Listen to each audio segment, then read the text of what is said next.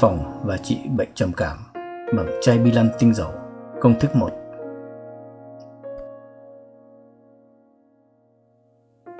Chào bạn. Để pha chế được một bài tinh dầu phòng và trị bệnh trầm cảm, xin mời bạn tham khảo và làm cùng tôi. Trước hết, ta cần phải chuẩn bị các nguyên vật liệu sau: dầu nền hạnh nhân ngọt, một chiếc xi lanh dùng để lấy dầu nền loại 10ml.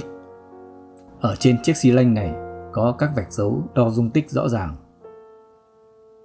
Lát nữa tôi sẽ dùng nó để lấy dầu nền. Tiếp theo là những nguyên liệu chính: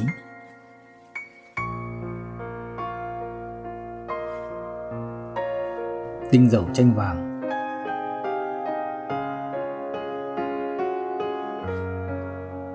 tinh dầu hương trầm,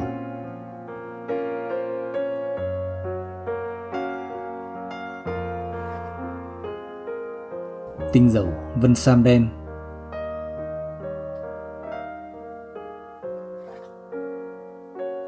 tinh dầu hoa hồng,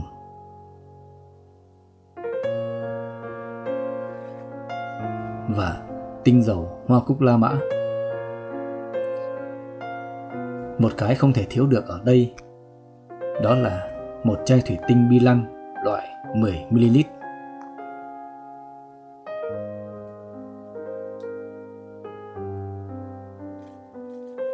Đây là cái nút với viên bi lăng của nó. Lát nữa tôi sẽ đậy cái nút chai vào như thế này. Tôi tạm thời đặt chúng ở đây. Như vậy, tôi đã chuẩn bị xong các nguyên vật liệu cần thiết.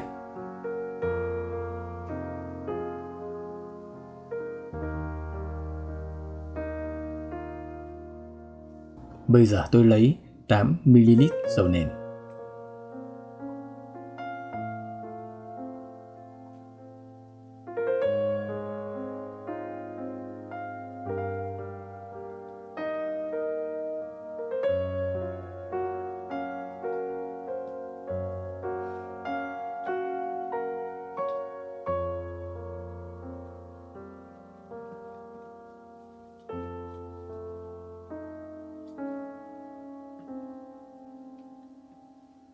Trước mắt, tôi chỉ cho khoảng một nửa dầu nền vào chai.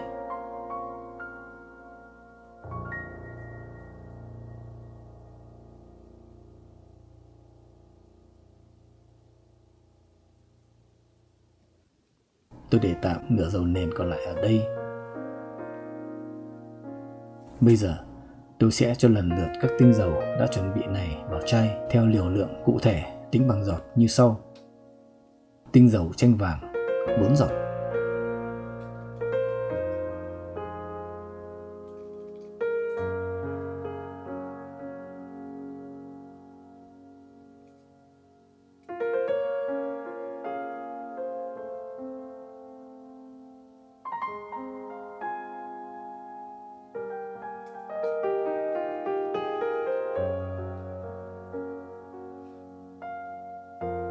tinh dầu hương trầm 1 giọt,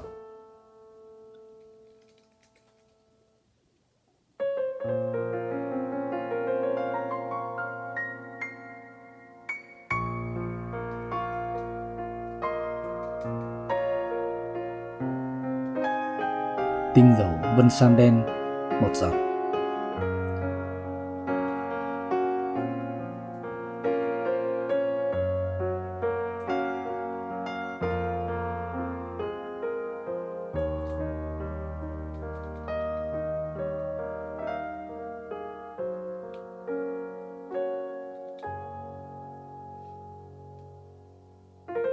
tinh dầu hoa hồng 1 giọt,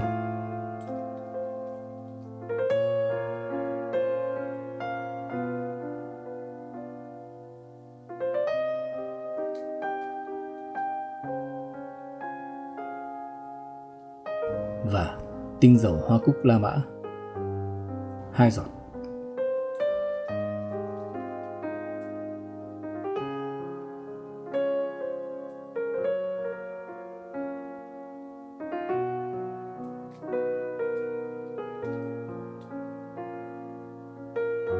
Khi toàn bộ số tinh dầu nói trên đã được cho vào trong chai, tôi sẽ cho nốt số dầu nền này vào chai.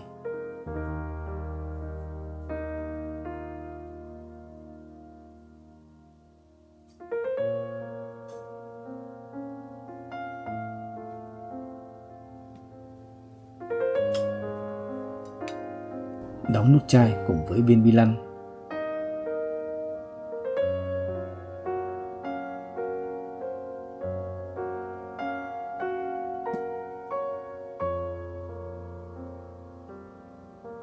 Đậy nắp ngoài và lắc nhẹ nhàng như thế này trong giây lát.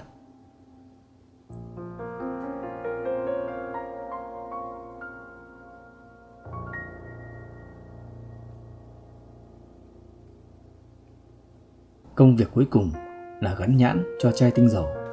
Việc này hết sức quan trọng, tránh nhầm lẫn sau này. Trên nhãn tôi ghi rõ chữ trầm cảm.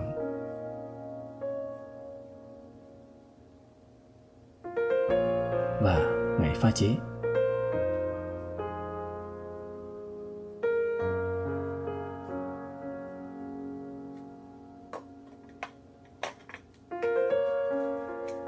Dán nhãn lên chai.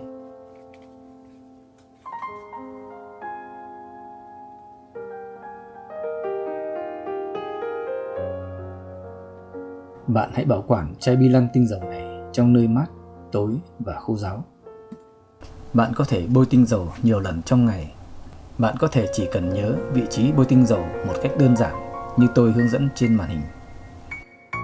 Mặt trước cổ tay, bạn có thể bôi như thế này. Bạn sẽ làm tương tự cho cổ tay bên kia. Đây là vị trí của huyệt thần môn. Mặt trong bắp chân, bạn hãy chia thành 3 phần tương đối bằng nhau, khoảng cách từ đỉnh mắt cá chân lên đến nếp gấp kheo chân. Vị trí tại điểm 1/3 phía dưới này cần được bôi tinh dầu thường xuyên. Đây là vị trí của huyệt trúc tân. Phía trên kẽ ngón chân cái và ngón chân thứ hai, đây là vị trí của huyệt hành gian.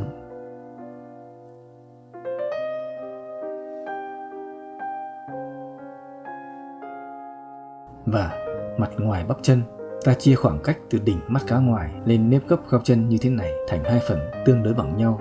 Bạn hãy bôi tinh dầu thường xuyên lên vị trí chính giữa này. Đây là vị trí của huyệt phong long. Nếu bạn có nhu cầu tìm hiểu sâu hơn về huyệt đạo, bạn hãy tham khảo thêm trong các video chi tiết. Tôi để các đường link ở trong phần mô tả phía dưới video này. Chúc bạn khỏe, phòng và trị bệnh hiệu quả. Tạm biệt và hẹn gặp lại.